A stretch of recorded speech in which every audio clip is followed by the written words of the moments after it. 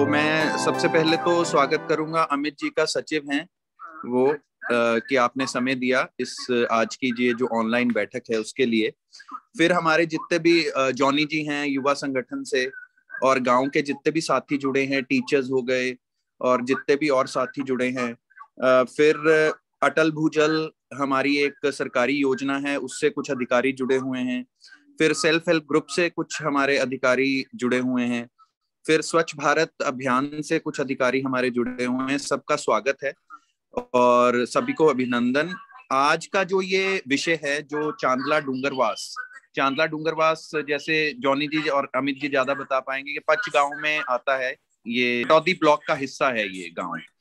तो इस गांव में शुरुआत हुई कि हम सबसे पहले CSR है, हम गुरुजल हैं। गुरुजल एक संस्था है जो कि पानी के ऊपर काम कर रही है गुरुग्राम में। तो जितने भी जोहड़ हो गए उनको पुनर्जीवित करने का काम हम कर रहे हैं। और जैसे गुरुग्राम में अगर चारों ब्लॉक का हम लगाएं तो 320 के आसपास हमने अभी जोहड़ हैं जो हमने चिन्हित किए हैं। तो उनपे जैसे जैसे गांव वालों का सहयोग होता है तो हम आगे बढ़ते हैं। जैसे कि चांदला डूंगरवास शुरू हुआ तो पावर ग्रिड एक कंपनी है, पावर ग्रिड ने हमें बोला कि चांदला डूंगरवास जी की तरफ से, चाहे वो युवा संगठन हो, चाहे वो सरपंच जी हो, चाहे वो सचिव जी हो, कि उनकी तरफ से बार बार ये आ रहा है कि गांव के कुछ विकास के लिए पावर ग्रिड कंपनी कुछ पैसे लगाए।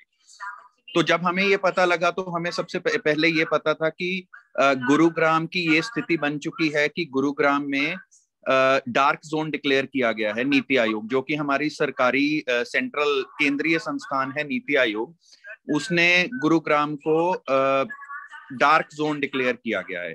डार्क जोन का अर्थ हो गया कि आने वाले समय में 2030 तक जो हमारा भूजल का स्तर है वो और गिर जाएगा। जब भूजल का स्तर गिरेगा तो आने वाली दिक्कत हमें दिख रही है कि आने वाला संकट सामने है। अगर हम सीरिया की लड़ाई की बात करें तो आज तक वो चल रही है, वो पानी के विषय पे ही शुरू हुई थी। तो कोई फायदा नहीं होगा, हम इतनी बड़ी बड़ी बिल्डिंग्स बना रहे हैं, फ्लैट्स बना रहे हैं, इंडस्ट्री खड़ी कर रहे हैं, जब पानी ही नहीं रहेगा तो सब कुछ व्यर्थ है। तो इसी को देखते हुए हमने चांदला डूंगरवास में सरपंच साहब को संपर्क किया। हमने अमित जी सचिव हैं वहां पे, उनको संपर्क किया। हमने जॉनी जी हैं, उनका बहुत अच्छा युवा संगठन वहां पे चल रहा है, उनको संपर्क किया।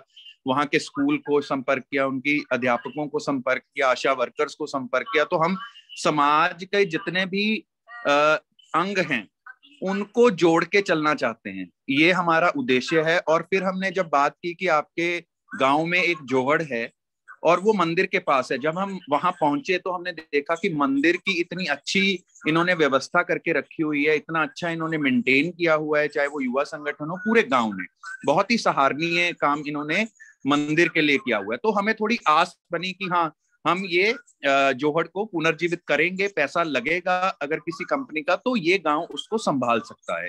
उद्देश्य क्या होता है कि हम तो पैसा लगा देंगे, किसी कंपनी ने हमें पैसा दिया, हम टेक्निकल उसमें तकनीकी अपना योगदान करके उसको जो जोहड़ है उसको पुनर्जीवित करेंगे। पुनर्जीवित करने के बाद 1 साल 2 साल तक हम संभालेंगे, लेकिन उसके बाद कौन संभालेगा? हम ये नहीं चाहते कि किसी का पैसा लगे, समय लगे, टाइम लगे, एनर्जी लगे और वो बाद में वही हालत हो जाए 3 साल 4 साल या 5 साल के बाद कोई वहां पे जाए और बोले कि हाँ यहाँ पे इतने पैसे लगे हैं लेकिन आज की हालत देख लीजिए कि क्या है। तो वो सारा पैसा, समय, एनर्जी सब व्यर्थ गए। तो आज का भी अगर हम ये ऑनलाइन बैठक कर रहे हैं तो हमारा एक ही उद्देश्य है, चाहे वो गांव में कोई भी संस्था हो काम करते हुए, गांव के लोग हों, युवा संगठन हो, सचिव जी हों, सरपंच जी हों, सेल्फ हेल्प ग्रुप्स हों, आशा वर्कर्स हों, आंगनवाड़ी हों, अध्यापक हों, कोई भी वहां पे जो काम कर रहे हैं, चाहे अटल भूजल योजना हो, सबको अगर 5 उंगलियां हैं तो 5 उंगलियां जब मुट्ठी बनेगी तो अपने आप काम हो जाएगा। तो हम मुट्ठी बनाने की वो कोशिश कर रहे हैं कि एक संयुक्त होके हमें ये एक उदाहरण, मैं कहता हूं कि जिले में नहीं, राज्य में नहीं, केंद्रीय स्तर पर, देश के स्तर पर एक उदाहरण हम कायम कर पाए कि कोई भी अगर हमें बोलता है कि हमें एक जोहड़ दिखाओ, एक उदाहरण दिखाओ जहां पे गांव वालों ने वो जोहड़ को संभाल रखा है, तो हम प्राउडली हम ये बोल सके कि जी आप आंख बंद करके चांदला डूंगरवास चले जाइए और जाके वहां देखिए कि कैसे गांव वाले काम करते हैं। तो मेरा सबसे अनुरोध है, विनती है, रिक्वेस्ट है कि आज का ये जो उद्देश्य है, सभी अपना अपना परिचय देंगे और कैसे योगदान कर सकते हैं। इसमें हमारे आशीष जी भी हैं जुड़े हुए, हमारी गुरुजल टीम से हमारे सिविल इंजीनियर हैं, काफी अनुभव लेके आते हैं, वो चाहे दिल्ली हो चाहे कहीं हो। उनको जोहड़ का रेन वाटर हार्वेस्टिंग का जो वर्षा जल संरक्षण है उसका काम उन्होंने काफी अच्छे समय से कर रहे हैं। आज वो भी आपको बताएंगे कि ये जो जोहड़ है, जोहड़ का प्रोसेस क्या है, उसका फ्लो चार्ट क्या है, कहाँ से शुरू हुआ, क्या होगा, कैसे होगा, कहाँ तक अभी पहुंचे हैं हम। तो वो सारी की बात में वो आशीष जी हमें बताएंगे। अब मैं प्रकृति को बोलता हूँ बैठक को, इस हमारी बातचीत को आगे बढ़ाएं। धन्यवाद। ओशो जी, आपका बहुत बहुत धन्यवाद इस जल संरक्षण की मुहिम को आगे बढ़ाने के लिए और हम सबको यहाँ एक साथ एकत्रित करने के लिए, और गुरुग्राम की वर्तमान जल स्थिति जो साझा चाहते हैं और हमारे गुरुग्राम की जल स्थिति को बेहतर समझते हैं।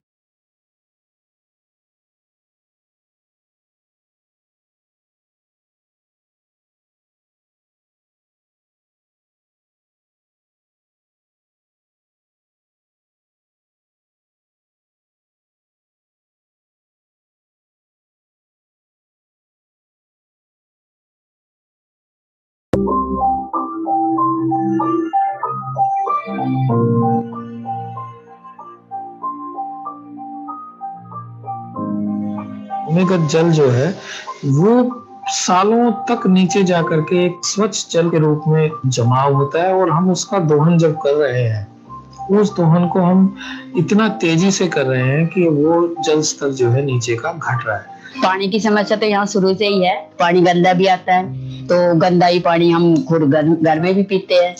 और अगर लाइट ना हो तो लाइट के बिना, अगर 3 दिन लाइट नहीं है तो 3 दिन में ही पानी नहीं आएगा।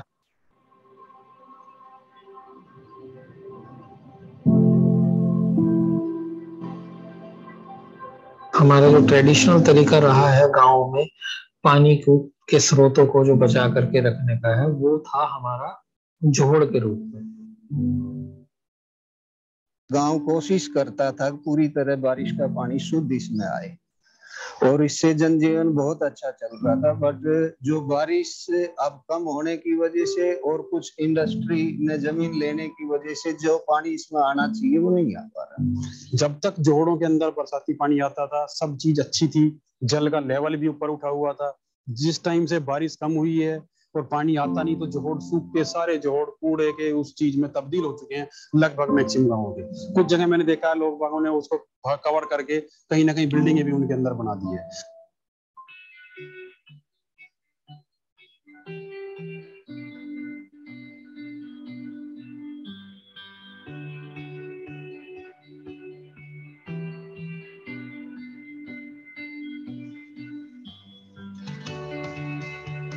गाँवों में उस जो अब जो चलन चला है इन वाटर बॉडीज को खत्म करने का, उसको रोक रहे हैं, उनके जीर्णोद्धार कर रहे हैं और उनमें वाटर कैपेसिटी, उनकी स्टोरेज कैपेसिटी को बढ़ा रहे हैं।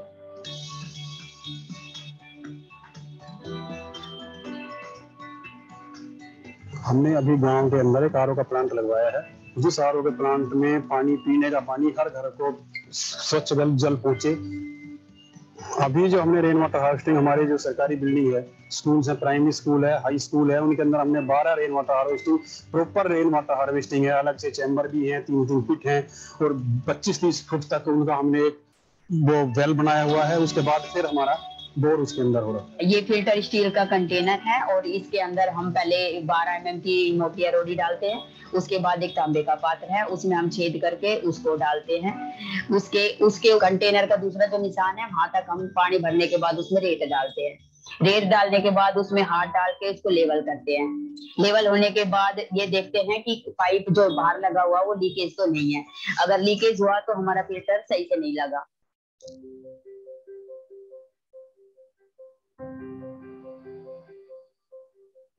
किसी भी पॉन्ड का जीर्णोद्धार कर देंगे या हम एसटीपी लगा देंगे, वो तब तक सफल नहीं हो सकता कि जब तक हम लोगों को उस बारे में, उसके दुष्प्रभावों के बारे में लोगों को बताएं।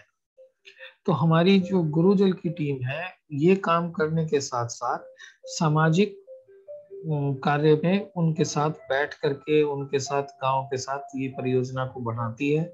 बनाने के साथ साथ उनको अवेयर करती है कि आपकी जो स्थिति है उसको सुधारने के लिए किया जा रहा है।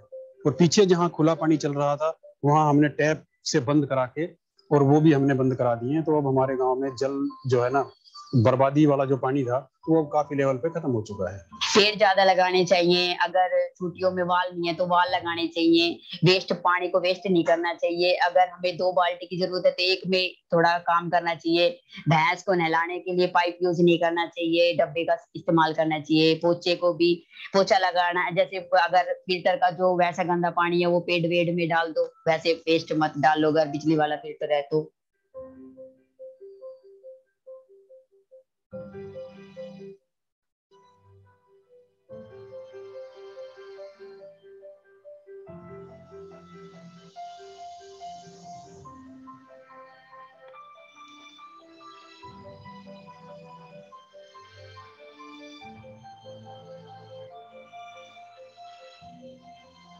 हम रैलियां भी करते हैं, कई बार हमने रैली भी करी है गांव में, पानी पे भी की है, फिल्टर की भी हमने कई बार की है इसकी, कि शुद्ध पानी पीना चाहिए। अगर गंदा पानी पियोगे तो कई तरह की बीमारियां बनेगी। जनप्रतिनिधि कोई भी है, चाहे सरपंच का है, चाहे जिला पार्षद है, चाहे कोई भी है, जब तक जनप्रतिनिधि अपनी जो इनको एक जिम्मेवारी मिली हुई है, अगर उसको नहीं समझ के आगे बढ़ेंगे तो तब तक ये जल का जो है आगे आने वाले टाइम में ये इतनी बड़ी समस्या हो जाएगी देश में कि इससे ज्यादा तो कोई, इससे बड़ी समस्या कोई नहीं रहेगी। जल है तो कल है। अगर आज हम जल बचाएंगे तभी हमारा कल है। सभी से गुजारिश है कि जल संरक्षण पे कार्य करें और हमारे जैव विविधता को बचाएं।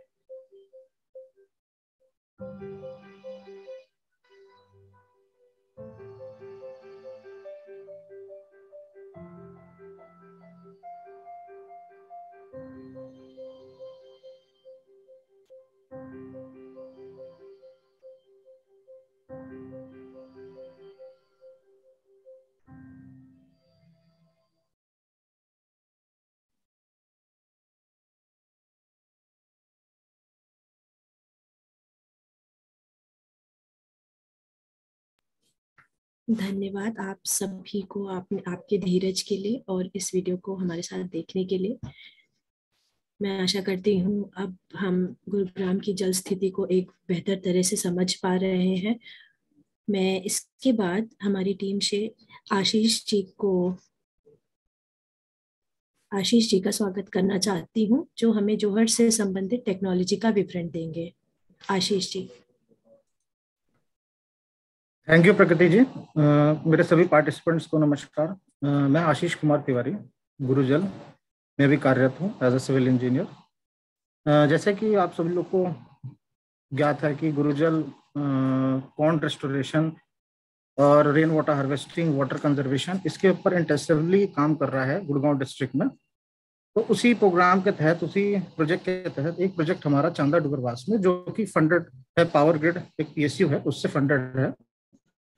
ये प्रोजेक्ट हमारा अक्टूबर में यहाँ पे स्टार्ट हुआ। जैसे कि शुरुआत में प्रोजेक्ट को करने में कई स्टेप्स होते हैं, पॉन्ड रेस्टोरेशन करने में, तो मैं कुछ स्टेप्स आप लोग को बताना चाहूँगा और हम प्रोसेस कैसे करते हैं और ट्रीटमेंट सिस्टम हमारा क्या होता है उसके बारे में भी मैं जानकारी देना चाहूँगा। जैसे कि हमारा शुरुआत में एक बेसलाइन सर्वे होता है जिसमें पॉन्ड प्रोफाइलिंग इंक्लूड होती है। उसमें हम जो प्रेजेंट कंडीशन रहती है बिफोर प्रोजेक्ट स्टार्ट होने से पहले, उसकी हम एक एनालिसिस करते हैं, वहाँ पे प्रेजेंट कंडीशन क्या है, उसके आधार पे जो हमारा प्रोजेक्ट रहता है उसका ड्राफ्टिंग होती है, उसको फ्रेमवर्क किया जाता है।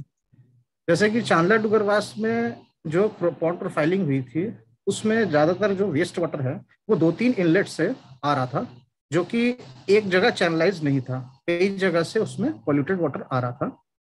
और दूसरा, यहाँ पे कुछ वेस्ट मैनेजमेंट की भी प्रॉब्लम थी, प्लास्टिक वेस्ट, सॉलिड वेस्ट, ये भी डंप होते थे, मोर और लेस कम होते थे as compared to other ponds, but यहाँ पे इसकी भी प्रॉब्लम थी। तो पॉन्ड रेस्टोरेशन में हमारे कुछ स्टेप्स हैं, जैसे कि शुरुआत का सर्वे हमारा हो गया, बेसलाइन सर्वे, फिर हम इसका डीपीआर बनाते हैं, डिटेल प्रोजेक्ट रिपोर्ट, जिसके अंदर हम कौन सी टेक्नोलॉजी उसमें यूज करेंगे, कौन सी वहां पे फीजिबल है टेक्नोलॉजी, और हम पॉन्ड की वाटर होल्डिंग कैपेसिटी कितनी बढ़ाएंगे। ये सारी चीजें हमारी डीपीआर के अंदर इंक्लूड होती हैं। अब ऑन ग्राउंड एग्जीक्यूशन के ऊपर अगर हम बात करें तो ऑन ग्राउंड एग्जीक्यूशन में हम सबसे पहले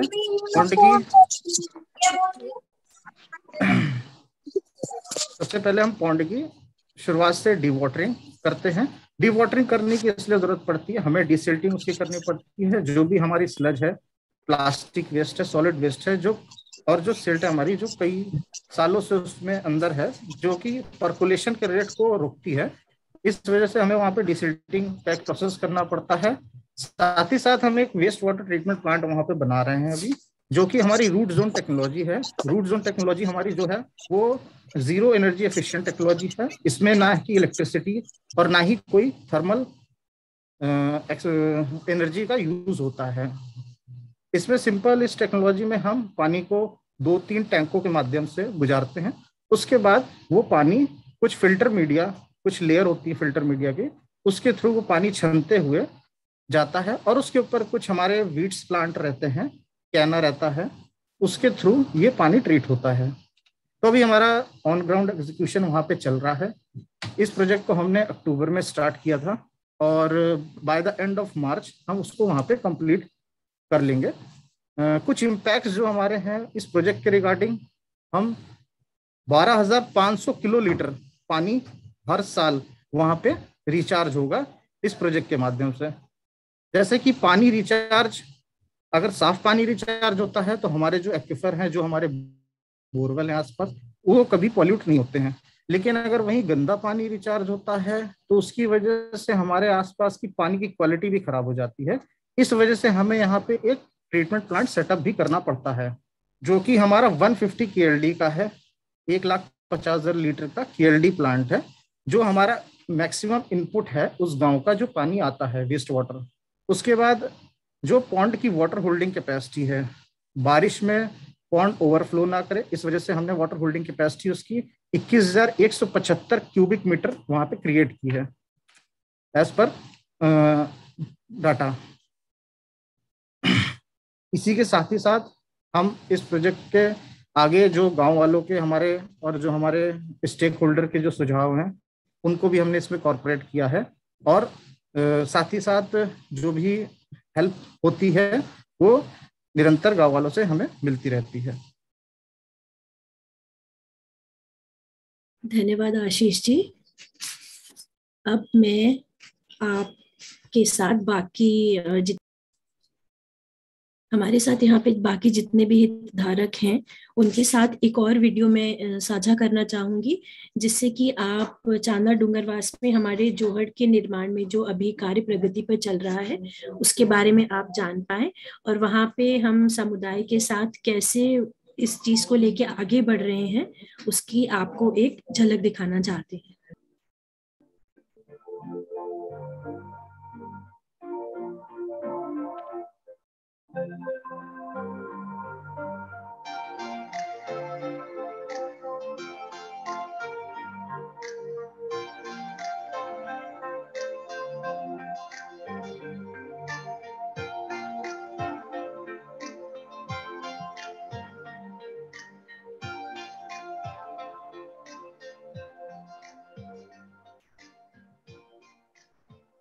पानी में जो भूमिगत जल का लेवल जो नीचे चला गया उसको दोबारा ऊपर लाया जाए।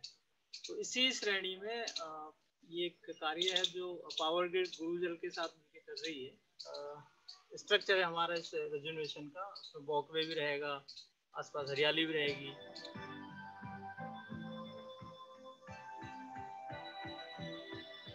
हम जो है यूथ वगैरह यहाँ पर शाम को बैठते थे तो ये गंदगी वगैरह थी, यहाँ से स्मेल जाती थी तो बहुत परेशानी होती थी। अभी यह है कि जैसे जैसे यह थोड़ा सुधार होता आ रहा है, हमें तो ये है कि एक उम्मीद मिली है, अच्छा काम हो रहा है, यहाँ पे स्वच्छता हो जाएगी। अब ये है कि बहुत अच्छा होगा, पानी वगैरह भी साफ हो जाएगा। तो यह है कि सब घूम फिर लेंगे, बड़े बुजुर्ग भी जो है यहाँ पे ट्रैक व्रैक बना दिए हैं, और भी जो है 2-3 काम और अच्छे अच्छे होंगे। तो सब हम भी सपोर्ट करेंगे इनको। ये है कि बाद में भी है हमारी रिस्पॉन्सिबिलिटी होगी इसको साफ सफाई रखने के लिए।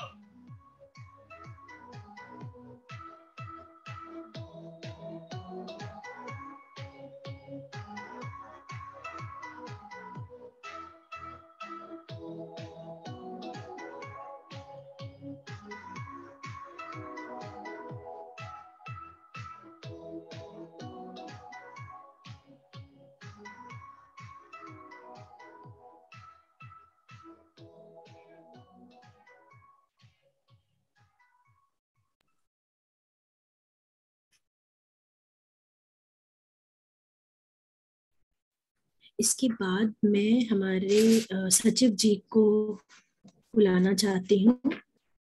नमस्कार अमित जी। नमस्कार मैम।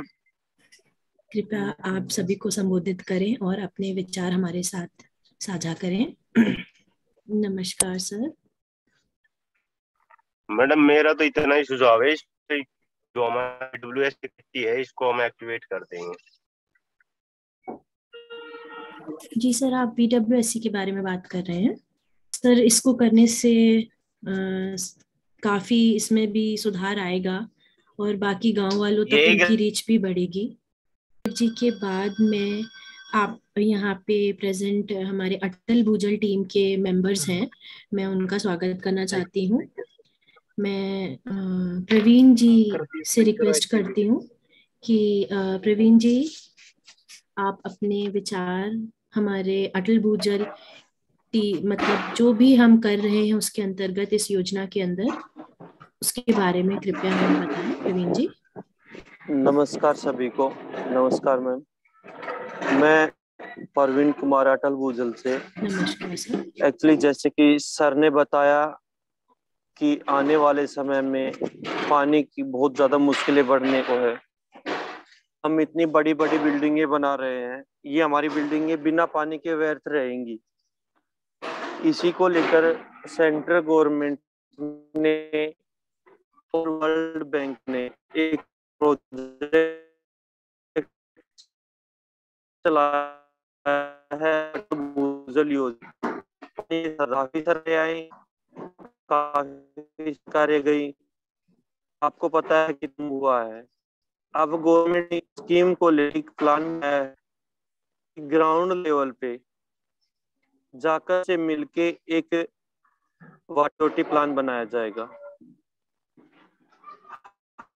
हर एक गांव मेंबर वहां के बीच उनसे पूछ के गांव की समस्याएं जो भी पानी के रिगार्डिंग है, वो सारी समस्याओं को रिजोल्व किया जाएगा इस अटल भूजल योजना के अंतर्गत। इसके अंदर जैसे कि आप सभी को पता है, हमारा जो ग्राउंड लेवल वाटर है दिन प्रतिदिन नीचे जा रहा है, और जैसा देखने को मिल रहा है, क्योंकि जैसे जैसे पानी नीचे जाएगा वैसे ही पानी गंदा मिलेगा आपको, क्योंकि जो वहां का प्रेशर होता है वो इतना हो जाता है नीचे का कि वो सारी चीजों को डिजोल्व कर लेता है पानी के अंदर। वाटर क्वालिटी घट जाएगी।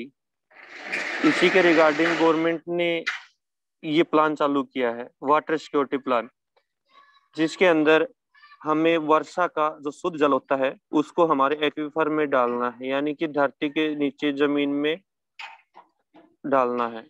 या दूसरा इसका ऑप्शन है कि ग्राउंड वाटर को हमें कम यूज करके सरफेस वाटर को यूज करना है, यानी कि वर्षा का जल जो भी है हमारा वेस्ट होता है, बह जाता है, इवोपरेट हो जाता है, यानी कि उड़ जाता है। क्योंकि बारिश इतनी नहीं हो पाती, धीरे धीरे बारिश होती है। अब पानी इतना धीरे धीरे नीचे जाता है तो उससे क्या होता है कि मिट्टी होती है, मिट्टी ही सोख लेती है पानी को। पानी जमीन में पहुंच पाता ही नहीं, जो एक्वीफर बने हुए हैं हमारे उनमें पहुंच नहीं पाता, जिसके कारण से वो धीरे धीरे मिट्टी के से ऊपर होते होते उस मिट्टी अब्जॉर्ब कर लेती है, फिर वो वाष्प हो जाता है पानी। इसी रिगार्डिंग गवर्नमेंट ने ये वाटर सिक्योरिटी प्लान बनाया है। इसके अंदर हमें रेन वाटर हार्वेस्टिंग स्ट्रक्चर बनाने पड़ेंगे गांव में, जो भी यानी कि पानी को बढ़ाने के लिए नेक्स्ट 5 ईयर में हमें 50% वाटर लेवल डिक्रीज करना है, यानी कि रोकना है घटने से। इसका हम यही कर सकते हैं कि जमीन का पानी हम कम से कम यूज करें और सरफेस वाटर को हम ज्यादा से ज्यादा यूज करें, यानी कि वर्षा के पानी को। वर्षा का पानी शुद्ध पानी होता है जिसको हम पीने लायक भी यूज कर सकते हैं, एग्रीकल्चर के लिए भी यूज कर सकते हैं। इसमें कम्युनिटी का मेन पार्ट होगा, जैसे कि अटल भूजल की टीमें गांव में जाती है, अवेयरनेस कैंप भी लगाती है, लोगों से मीटिंग भी करती है, बात करती है, लोग एक्टिव भी होते हैं, पानी की प्रॉब्लम भी बताते हैं। जैसे कि हम चांदला डूंगरवास में गए थे, हमने वहां पर काफी प्रॉब्लम फेस करनी पड़ी थी। गांव के अंदर पानी की काफी दिक्कतें देखने को मिली थी। हमने सचिव से और साथ में अपने जो पब्लिक हेल्थ से उनसे मिलकर काफी प्रॉब्लम को सोल्व करने की कोशिश भी की, लेकिन उतना नहीं हो पाया। लेकिन इस वाटर सिक्योरिटी प्लान के अंदर जो भी चीज हम डालेंगे ये इंश्योर है आने वाले कुछ समय में, देखो समय लगता है हर चीज को बनने में, आने वाले कुछ समय में इन चीजों पर काम होगा पूरी तरह से। और कोशिश यही रहेगी कि हम वाटर डिप्लीशन को रोक पाए। अगर वाटर डिप्लीशन रोक पाते हैं तो बहुत बढ़िया बात है, अदरवाइज ये बिल्डिंगें भी वेस्ट है, हम इतने मकानों में पैसा लगा रहे हैं, ये सारा वेस्ट है। ठीक है। दूसरा हम एक ये ऑप्शन है, हम फ्लड इरिगेशन करते हैं, यानी कि खुला पानी देते हैं खेतों के अंदर, उसको हम कम से कम यूज करें। उसकी बजाय हम ड्रिप स्प्रिंकलर यानी कि फुहारा और ड्रिप का यूज करें, जिससे कम पानी वेस्ट होगा और फसल को जितना पानी चाहिएगा उतना ही पानी जाएगा, ग्राउंड से हमारा कम से कम पानी निकलेगा। क्योंकि पानी जो भी निकलता है ग्राउंड का वो मोस्टली वेस्ट होता है, मोस्टली क्या ज्यादातर ही वेस्ट होता है, ये समझ लीजिए आप। तो ग्राउंड का वाटर लेवल हमें रोकना है पानी निकालने से। पानी जैसे जैसे कम निकलेगा उतना ही ग्राउंड वाटर लेवल हमारा बढ़ेगा, जैसे पानी ज्यादा निकलेगा उतना ही पानी ग्राउंड वाटर लेवल घटेगा। और जैसे जैसे ग्राउंड वाटर लेवल घटेगा यानी कि ज्यादा पानी हमारा वाटर लेवल ज्यादा नीचे जाएगा, वैसे वैसे पानी भी हमारा प्योर नहीं होगा और बीमारियां भी ज्यादा बढ़ने का चांस है। आप देख रहे हो पहले समय में इतनी बीमारियां नहीं होती थी, आज के समय में कितनी ज्यादा बीमारियां हो गई। पहले कोई भी आरओ का पानी यूज नहीं करता था, आज सब के सब लोग आरओ का पानी यूज करते हैं, फिल्टर हुआ पानी यूज करते हैं। मेन रीजन यही है, क्योंकि नीचे का जो धरती का प्रेशर हो जाता है, वहां का टेम्परेचर हो जाता है, वो इतना हो जाता है कि वो नीचे की जो भी चीज उसमें पार्टिकल्स हैं उनको अपने अंदर डिसोल्व कर लेती हैं, तो पानी प्यूरिफाई नहीं हो पाता। ठीक है, थैंक यू प्रकृति जी, संभालिए टीम को। प्रवीण जी आपका बहुत बहुत धन्यवाद हमें इस बारे में जानकारी देने के लिए। इसके बाद मैं रिक्वेस्ट करती हूँ जॉनी जी से, जो गांव की वर्तमान स्थिति के बारे में हमें बताएं और ये भी बताएं कि आपका युवा संगठन हमारी किस प्रकार से सहायता कर सकता है इस मुहिम को आगे ले जाने में। जॉनी जी। नमस्कार मैम, मैं जॉनी कुमार, प्रेसिडेंट युवा संगठन चांदला डूंगरवास। मैम मैं धन्यवाद करता हूँ गुरुजल की टीम का, और मैं धन्यवाद करता हूँ पावर ग्रिड का, जो हमारे गांव के अंदर आपने जल की बचाव के लिए इतनी अच्छी मुहिम चलाई है। और मैं देखता था जो जोड़ हमारा जो पहले था उसके अंदर इतनी सारी गंदगियाँ, जो भी आसपास के जो घर थे उनके सारे कूड़े करकट सभी वहीं पर उसी जोड़ में इकट्ठा हो रहे थे। आपकी टीम ने पहले जोड़ की सफाई करके अब उसको फिर से इतना अच्छा लग रहा है जिस तरीके से अभी काम चल रहा है कि आप लोग, ये हमारे गांव के लिए बहुत सौभाग्य की बात होगी जो इतना अच्छा एरिया, वहां पर हमारे लिए ट्रैक सिस्टम भी बनाया जा रहा है, ओपन जिम भी बनाया जा रहा है, वाटर हार्वेस्टिंग और पानी के बचाव के लिए, जल स्तर को भी ऊपर के लिए बहुत अच्छा काम हो रहा है। हम धीरे धीरे मैम अपने लोगों को भी जागरूक कर रहे हैं, वहाँ के लोगों के पास भी जाके बोल रहे हैं कि हमारे लिए ये लोग जब इतना अच्छा काम कर रहे हैं तो हमारा भी एक फर्ज बनता है ताकि हम यहाँ पर जो कूड़े या करकट है उनको हम ऐसे ओपनली खुले में नहीं डालो, एक अलग से इसमें इकट्ठा करके गिल्ले को अलग सूखे को अलग, इस तरीके से वो करना है। और हम मैम पूरे युवा संगठन की तरफ से और पूरे गांव वाले की तरफ से आपको आश्वासन दिलाते हैं, अगर आप इस तरीके को कोई भी, हमें आपको मतलब ये कहने का मौका नहीं मिलेगा कि हमने इतना अच्छा बनाया था और आपने देखो इसकी क्या हालत कर दी। और मैम हम भी धीरे धीरे हमारे युवा संगठन की टीम भी मैम सरकारी स्कूलों में या प्राइवेट स्कूलों में अपने बच्चों के पास मैम समय समय पर एक तो पानी पानी बचाओ के लिए रैलियां निकालते हैं, एक सफाई के कूड़े करकट के लिए मैम हम रैलियां निकालते हैं ताकि जो हमारे कल की फ्यूचर है, जो बच्चे हैं, उनको हम आगे आने वाली समस्या के बारे में उनको अवगत कराएंगे कि हमें आज के टाइम अगर हम इन पानी को नहीं बचा पाए तो आने वाले फ्यूचर के अंदर हमारे बच्चों को बहुत ज्यादा मुसीबत का सामना करना पड़ेगा। तो मैम हमारी पूरी टीम और पूरे गांव के लोगों की तरफ से हम पानी बचाओ के लिए हम आपके साथ हैं, जिस तरीके से आप हमारे जैसी भी सहायता होगी हम आपके साथ रहेंगे। Thank you. जॉनी जी, आपका बहुत बहुत धन्यवाद।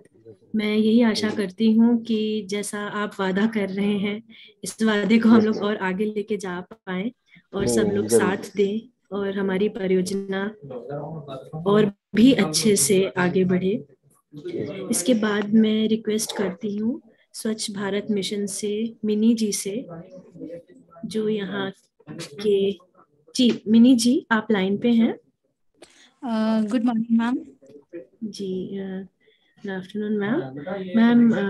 अब आप स्वच्छ भारत मिशन के बारे में हमें बताएं और चांदला में जो भी आपका काम चल रहा है उसके बारे में हम सबसे एक बार उसको साझा करें। Sorry, good afternoon everyone. मेरा नाम मिनी गुप्ता है, स्वच्छ भारत मिशन ग्रामीण से हूँ मैं। सबसे पहली बात मैम, जो आप ये काम कर रहे हो पोंड को फिर से पुनर्जीवित करने का, ये बहुत ही अच्छा कार्य है आज के समय में, क्योंकि पानी की समस्या हर जगह बढ़ती जा रही है और गुड़गांव रेड जोन में है।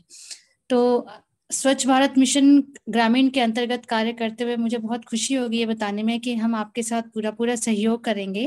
फिलहाल अभी इस गांव में हमारे स्वच्छ भारत मिशन का काम ज्यादा नहीं हो पाया है। सबसे मेन जो मुद्दा है वो है कूड़े कचरे का।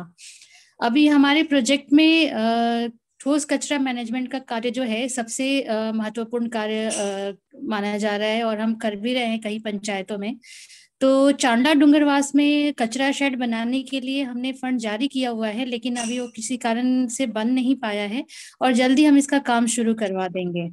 लेकिन जब तक ये कार्य, जब तक कचरा शेड का कार्य पूरा नहीं हो जाता तब तक मेरे कोऑर्डिनेटर जो अभी इस मीटिंग में जुड़े हुए हैं वो भी सुन रहे हैं। मैंने उनको सारी चीजें, आपकी जो कल हमारी बात हुई थी वो सारी प्लानिंग मैंने उनको बताया था कि किस तरीके से हमें इस कार्य के लिए गुरुजल की टीम को स्वच्छ भारत मिशन द्वारा सहायता किया जा सकता है।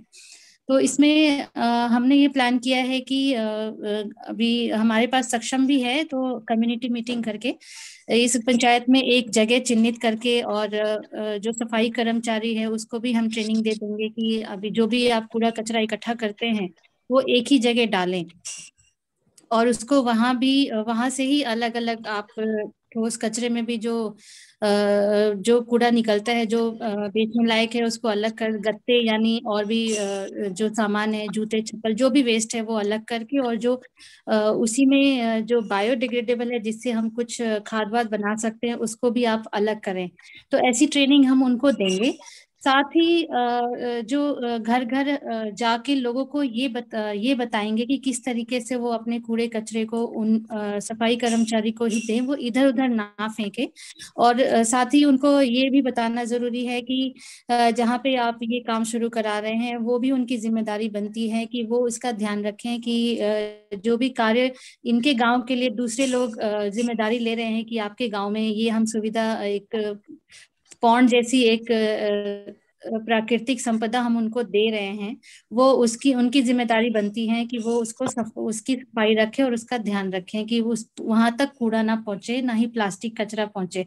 क्योंकि गंदगी सबसे ज्यादा प्लास्टिक कचरे से ही दिखती है।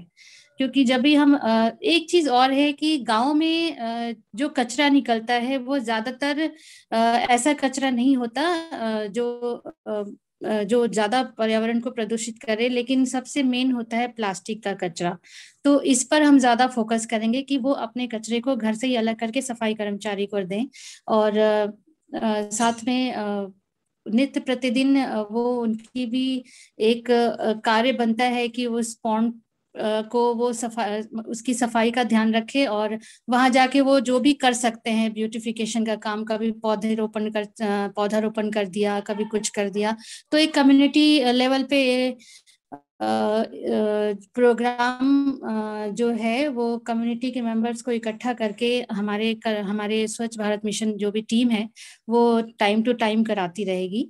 हमारी जो स्वच्छ भारत मिशन के अंतर्गत एक कार्य जो गवर्नमेंट ने हमारे को दिया है कि हर महीने की 2 तारीख को श्रमदान एक्टिविटी कराया जाना है। वैसे कराया जाता रहा है, कहीं ना कहीं गांव में हम कराते रहते हैं, सारे गांव में तो नहीं हो पाते, मैं आपको प्रैक्टिकली बता रही हूँ, लेकिन कहीं ना कहीं हम ऑर्गेनाइज करते हैं। तो ये काम हर महीने की 2 तारीख को, या फिर यहाँ पे सबसे ज्यादा जरूरी है क्योंकि अभी काम शुरू किया जा रहा है, तो इसको हम टाइमली श्रमदान का आयोजन भी यहाँ पे हम कराते रहेंगे, जिसमें कम्युनिटी के सारे लोग इकट्ठा होके और एक तरीके से ग्रुप के तौर पे सफाई का काम करेंगे, जिससे लोगों के अंदर एक प्रेरणा भी जगेगी और सफाई के प्रति उनका प्रोत्साहन भी बढ़ेगा और उनको खुशी भी मिलेगी। क्योंकि ग्रुप में किया गया काम वैसे भी बहुत फायदेमंद होता है, लोग खुशी जाहिर करते हैं एक दूसरे के प्रति। तो ये काम भी हमारा रहेगा।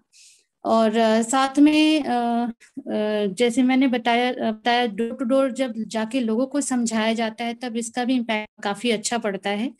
साथ में अगर इस पंचायत में एसएसजी मेंबर्स हैं तो हमारे एसएसजी मेंबर्स के साथ आंगनवाड़ी वर्कर्स के साथ भी सारे प्रोग्राम चलते रहते हैं, तो हम इनके साथ भी समय समय पर मीटिंग्स करेंगे और जागरूकता अभियान, रैली वगैरह स्कूल के बच्चों के साथ, टीचर्स के साथ समय समय पर कराते रहेंगे, ताकि काम तो जब काम ये शुरू कर रहे हैं आप लोग, उस समय लोगों को प्रोत्साहित करने के साथ साथ उनके दिमाग पे इसको सस्टेन रखने की भी एक प्रबल इच्छा जागृत करना बहुत जरूरी है। तो इसके लिए ये सारी चीजें करते रहने की आवश्यकता है, जो हमारे प्रोग्राम में हमने इसको प्लान किया हुआ है और हम इसको करते रहेंगे। साथ भी हमारा जो आपसे टाई अप रहेगा हमेशा ही रहेगा कि जब भी चांडला डूंगरवास में स्वच्छ भारत मिशन अगर आप कोई प्रोग्राम कराते हैं तो स्वच्छ भारत मिशन का सहयोग समय समय पर होता रहेगा।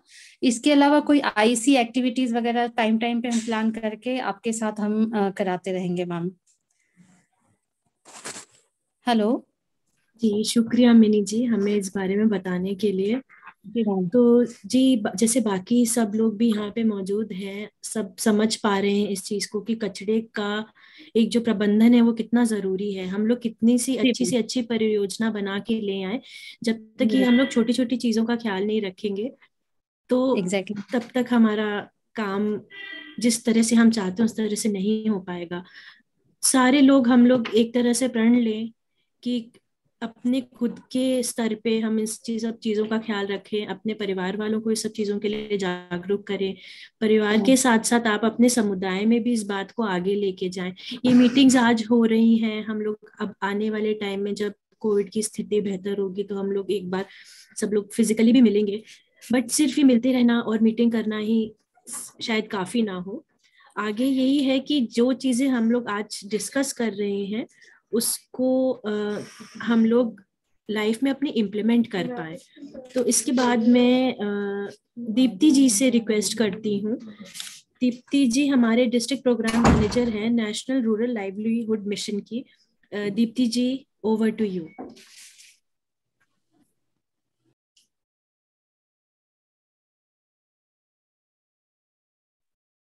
Deepti ji hello, good morning to all. नमस्कार दीप्ति जी।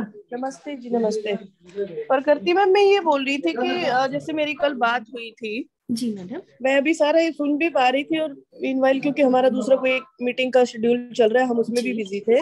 बट इसमें हमारी सुशीला जी है, ब्लॉक कोऑर्डिनेटर है, और मैंने उनको सुबह भी ब्रीफ किया था कि हमारी जो वहाँ सेल्फ हेल्प ग्रुप मेंबर है, अगर गुरुजल की टीम से कोई भी आपसे संपर्क करता है, ये सुशीला जी को वर्ड्स थे मेरे, तो आप इनकी मदद करेंगे, और इनफैक्ट एसएचजी मेंबर्स भी।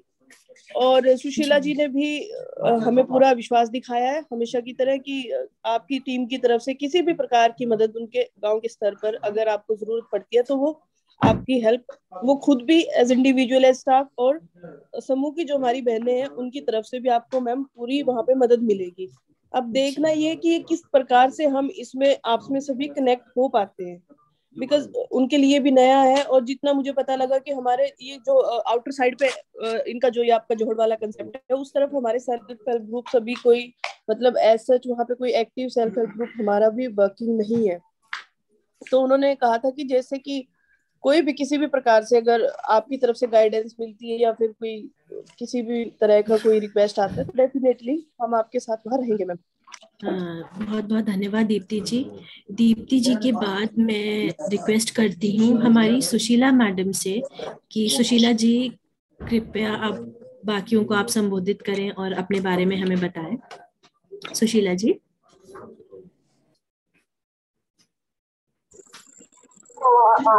नमस्ते सभी को। मैं सुशीला, गाँव चांदला डूंगरवास, और साथ में हमारी जो HSRLM टीम है उसके ब्लॉक कोऑर्डिनेटर। जैसा कि प्रकृति में मेरी आपसे काफी टाइम से बात हो रही है, और जहाँ पे ये हमारा भूजल संरक्षण योजना का काम चल रहा है।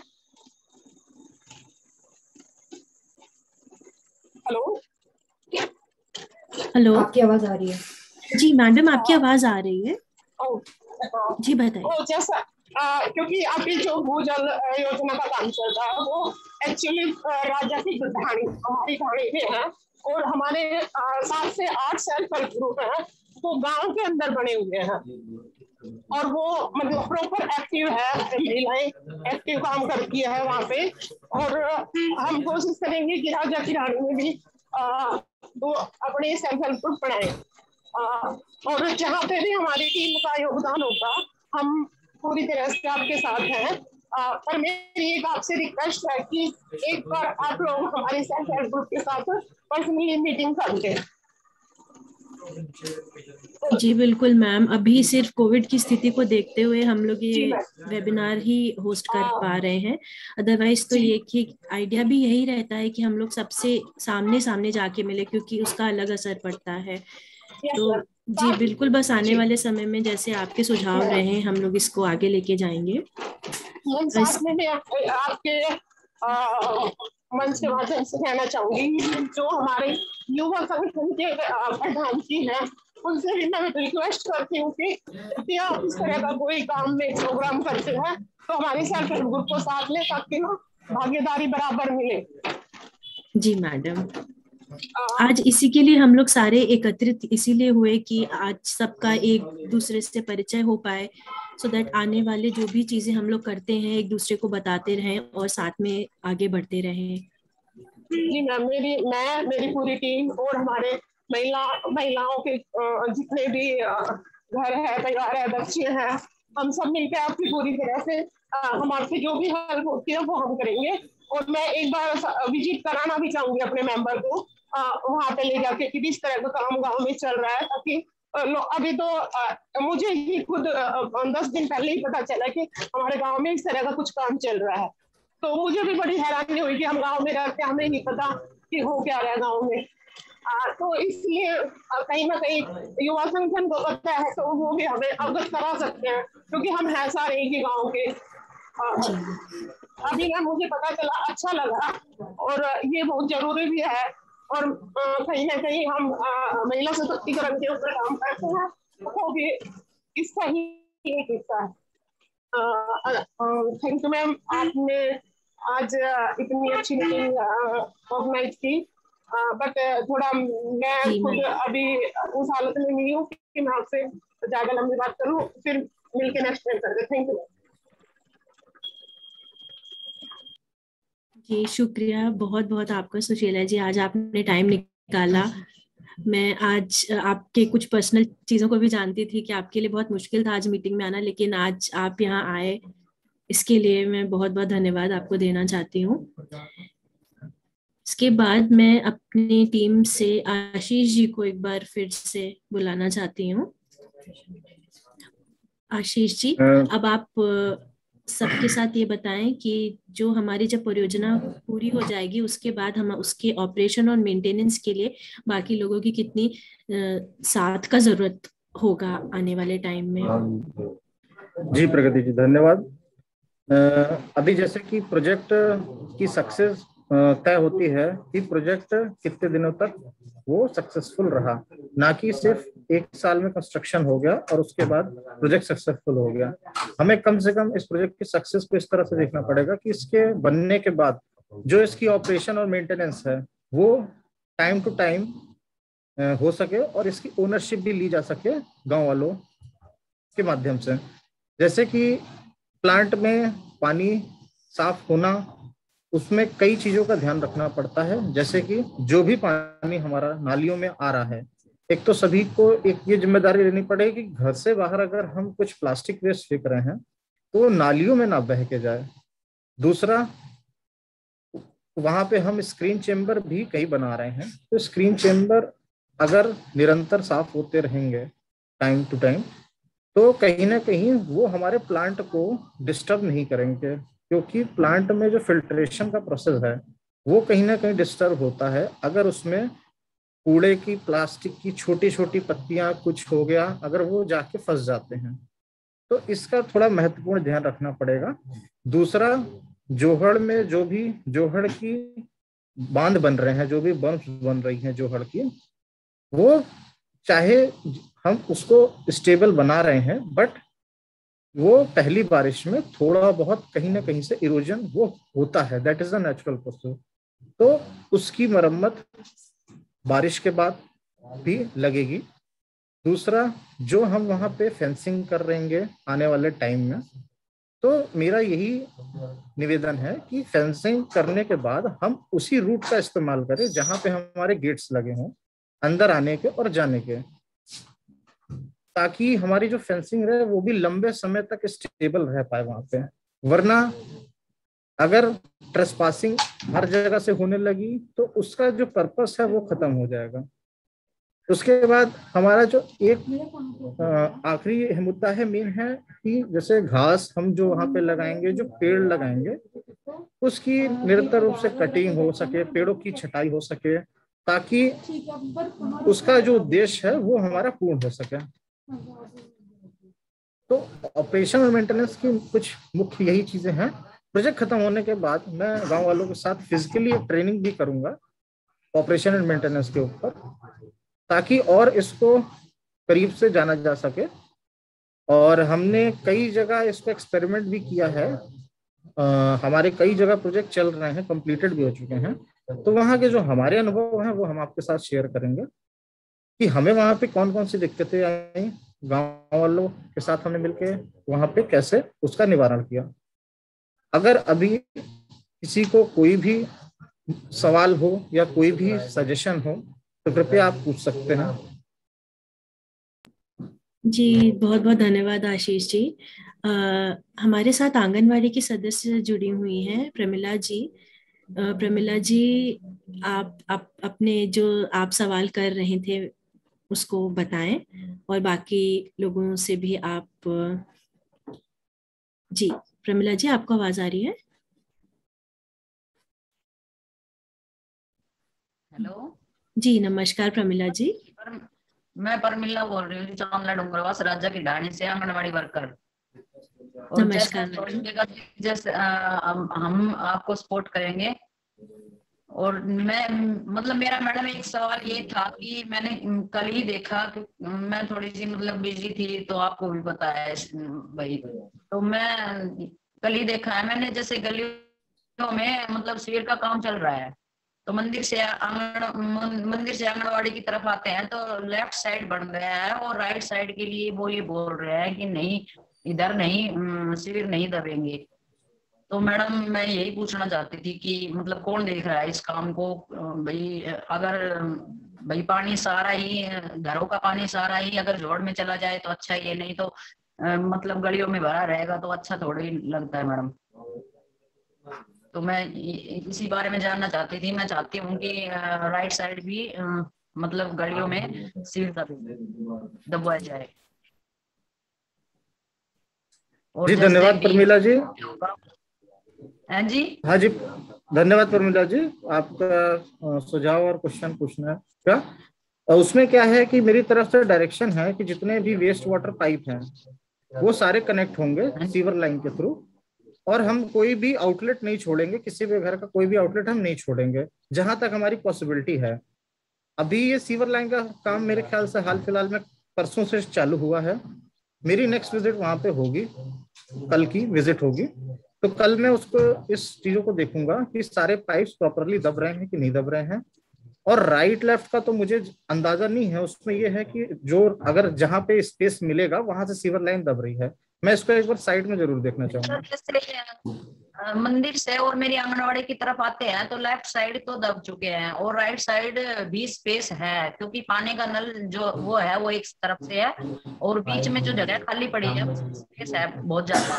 तो मैं चाहती थी कि वो पानी ऐसे मतलब स्कूल में भरा रहता है, मतलब पानी आता है वहां पे, तो स्कूल के मतलब स्कूल के अंदर जाता है वो पानी सारा वेस्ट ही, तो स्कूल में भी जी बच्चे पढ़ते हैं, गंदगी होती है, तो आपको भी पता है कि, तो इसीलिए मैं चाहती थी कि वहां उस गली में भी शिविर दब जाए।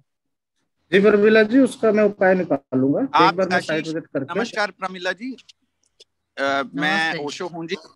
कल आशीष जी अगर आप जाओगे तो एक बार प्रमिला बहन जी को आप फोन ही कर लेना और इनसे मिल भी लेना और इनसे समझ भी लेना। हाँ जी एकदम ठीक है जी। मैंने तो कल जैसे कल गई थी तो मैंने वहाँ जो आपकी लेबर काम कर रही है मैंने उनसे पूछा था, तो उन्होंने स्पष्ट बता कर दिया कि इधर लाइन नहीं आएगी।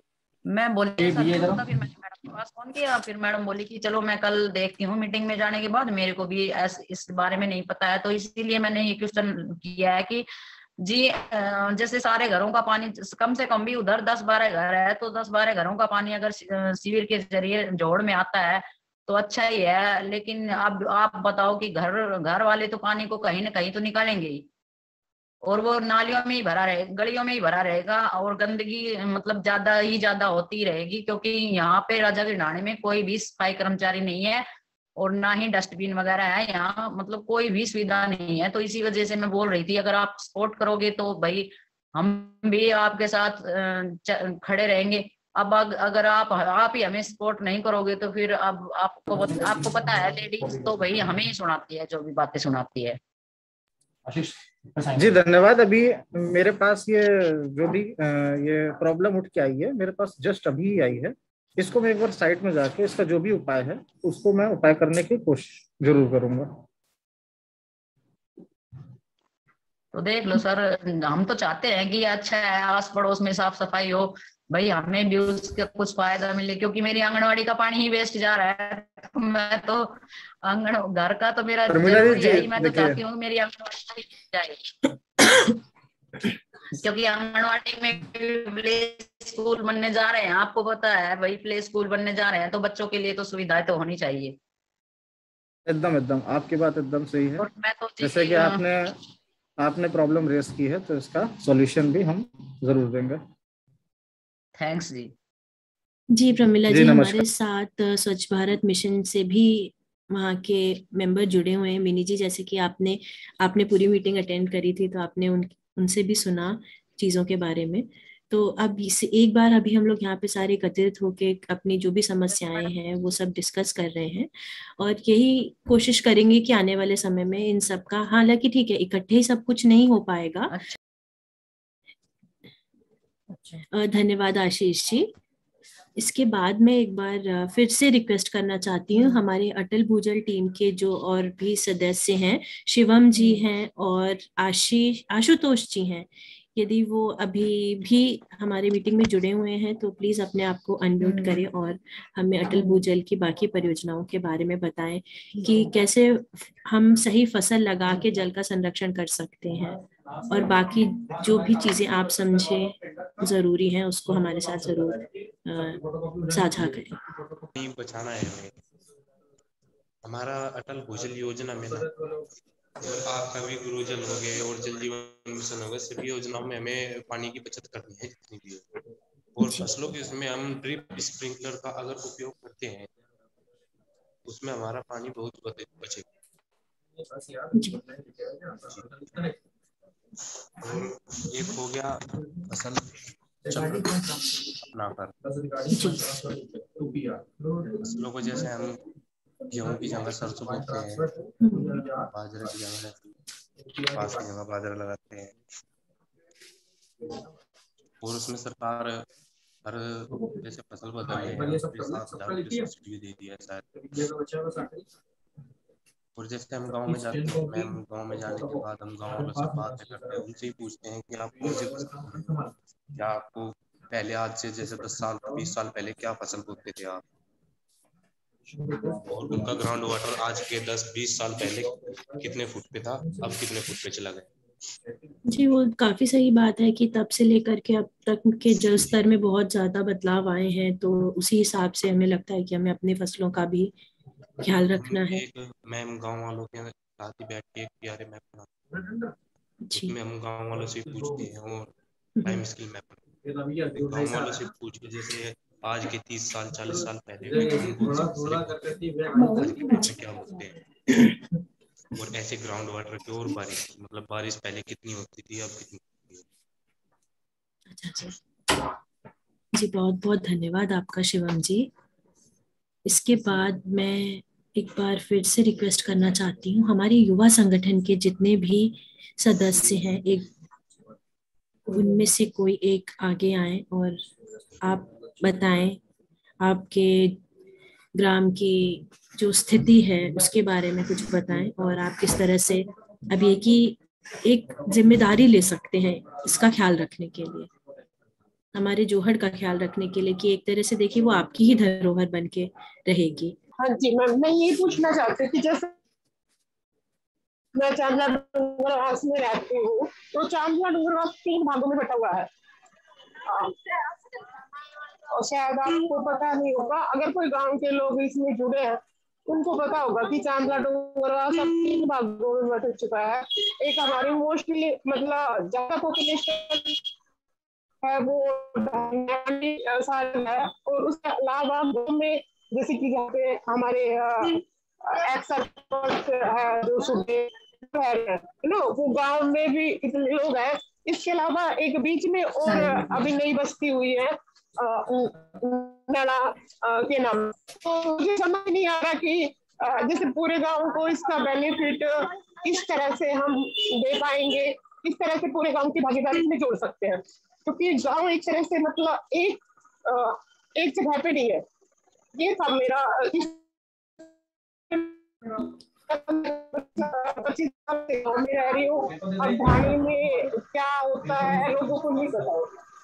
जी यही बात तो मैं भी समझ रही हूँ कि जो हमारा जोहड़ है मेन गांव से थोड़ा दूर है, बट वही है कि आपके ही गांव का वो भी हिस्सा है, तो ये कि एक अगर अच्छे से मोबिलाइज करेंगे कि जी बिल्कुल जी नहीं मैम, मेरा कहने का मतलब ये है कि हमें इस बारे में थोड़ी गांव में भी अवेयरनेस करनी होगी, क्योंकि गांव के लोगों को भी पता नहीं है कि ढाणी में इतना अच्छा काम हो रहा है, क्योंकि भूजल से बेहतर कोई चीज हो ही नहीं सकती भविष्य के लिए। जी बिल्कुल मैडम, आपका ये बहुत ही ज्यादा जरूरी भी था। जहाँ तक देखो, जब तक लोगों की भागीदारी नहीं होगी, गांव में हम कितना भी अच्छा काम कर लें, उसका मतलब लंबे समय तक नहीं उसको रोक पा सकते। लोगों को जागरूक करना और लोगों को इस बारे में अवगत कराना कि हमारे गांव में। सुशीला जी नमस्कार। इसमें जो आपने एक प्रश्न उठाया है कि लोगों की भागीदारी बहुत अनिवार्य है, इसी वजह से हम ये आज का भी जो बैठक है ऑनलाइन वो कर रहे हैं।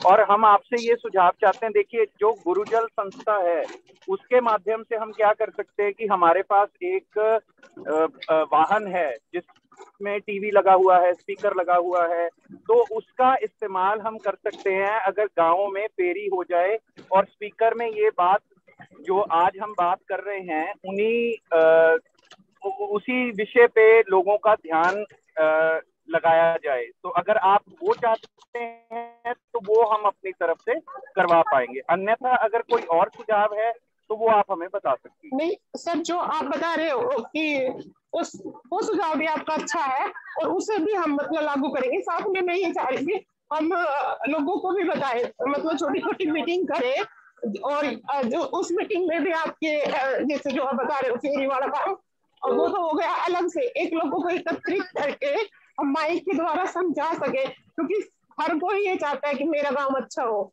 मेरा गांव साफ हो। और हम तो सभी हैं चांदला डूंगरवास के अलग अलग हिस्सों में हैं और कहीं ना कहीं अपने गांव को बचाने के लिए, अपनी संस्कृति को बचाने के लिए हमें एकजुट होना पड़ेगा।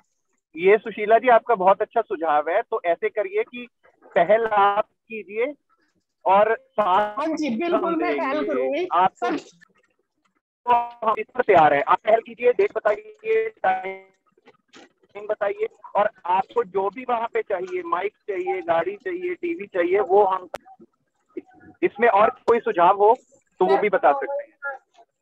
करने का काम मेरा है, अपनी ऊपर गाँव में काम कर रहे हैं उसके बारे में लोगों को अवगत आप कराओगे और वो आप कैसे ब्रीफ करोगे उनको, ये चीजें आप देखोगे। क्योंकि मैं गांव की मतलब निवासी होने के कारण मैं गांव को इकट्ठा कर दूंगी। मेरे मेंबर है खुद सेल्फ हेल्प ग्रुप के, कम से कम 70 महिलाएं मेरे साथ हैं।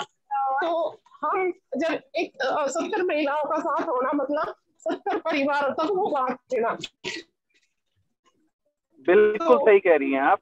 ऐसे करते हैं, भागीदारी अनिवार्य है इसमें, क्योंकि मोस्टली क्या होता है पुरुष तो चले जाते हैं सुबह काम पे, सारा दिन तो महिलाएं लगी रहती हैं, उनको क्या पता कितना पानी निकालना है, कितना कहाँ जा रहा है, आगे क्या दिक्कत होगी, वो सारी चीजें। बिल्कुल सही कह रही हैं। आपने जो विषय हम पकड़ना चाहते थे आपने सिर्फ उसी विषय को ही पकड़ा है कि महिलाओं के योगदान के बगैर कुछ भी संभव नहीं है। तो इस वजह से मैं प्रकृति जी को बोलूंगा, वो आपसे संपर्क करेंगी। एक हम बैठक तय करते हैं किसी भी समय, टाइम आपके मुताबिक, और हम वहां पे आके लोगों को जागरूक करेंगे, ब्रीफ करेंगे कि कैसे कैसे काम हो रहा है और आपका क्या योगदान हो रहा है। जी जी थैंक यू सर।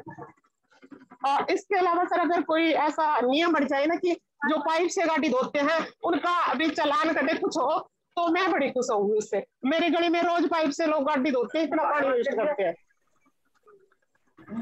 ठीक है जी। देखिए सरकार अगर हम बात करें, हम तो एक संस्था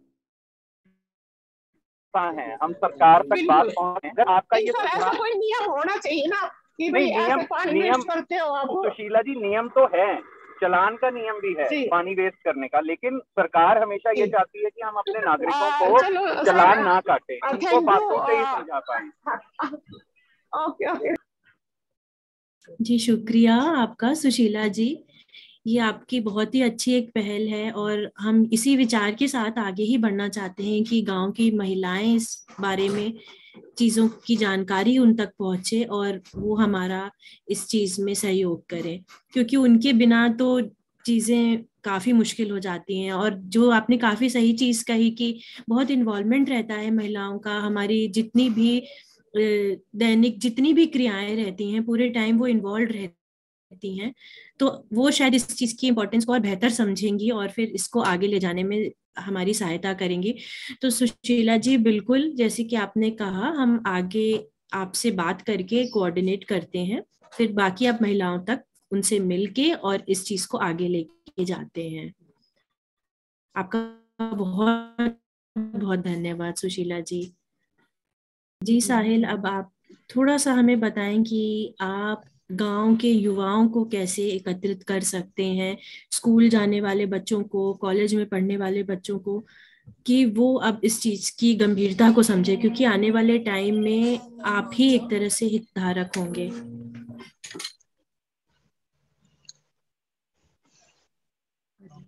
हेलो।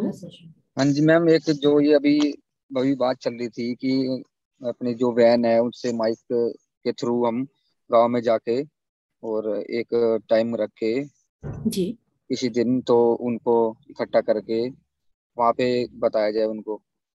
जी ठीक है साहिल। और अगेन फिर मैं आपको एक बहुत अपने क्या कहा जाता है तहे दिल से आपको शुक्रिया करना चाहती हूँ कि आप डे 1 से बहुत इन्वॉल्व रहे और आपने हमारे जितने भी इवेंट्स होते हैं, जो भी चीजें होती हैं, आप हमेशा साथ देते हैं उन सब चीजों का। तो बस इसी तरह आप थोड़ा बहुत हमारी सहायता करते रहें और बाकी लोगों को भी इसके बारे में जागरूक करते रहें। मैं आप बाकी लोगों से एक बार थैंक यू फिर से साहिल जी। इसमें एक और चीज बोलना चाहता हूँ, जो प्रकृति जी कह रही हैं कि हमारी सहायता करेंगे, ये हमारी सहायता मतलब ये आप सबकी सहायता है। ये नहीं है कि आप गुरुजल के लिए कर रहे हो, ये गांव के लिए आप ये कार्य करोगे। अगर गांव का भूजल स्तर बढ़ता है तो उसमें गुरुजल को तो ये होगा कि हाँ जी हमने एक प्रोजेक्ट किया, लेकिन गांव का पूरा जीवन सुधर सकता है। तो उस चीज को, उस विषय को आपको ध्यान में रखना है। जी बहुत बहुत धन्यवाद सर।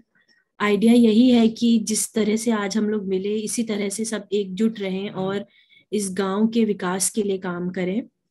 और फिर से एक बार आप सबका बहुत बहुत धन्यवाद अपना समय निकालने के लिए और इस ऑनलाइन पानी पंचायत को इस तरह का बनाने के लिए। जैसा कि हम लोग सोच रहे थे कि एक अच्छा डिस्कशन हो जाए, सबकी समस्याएं हम लोग समझ पाएं और आगे क्या उसका निवारण किया जा सकता है। सो फिर से हमारे साथ जुड़ने के लिए आपका बहुत बहुत धन्यवाद।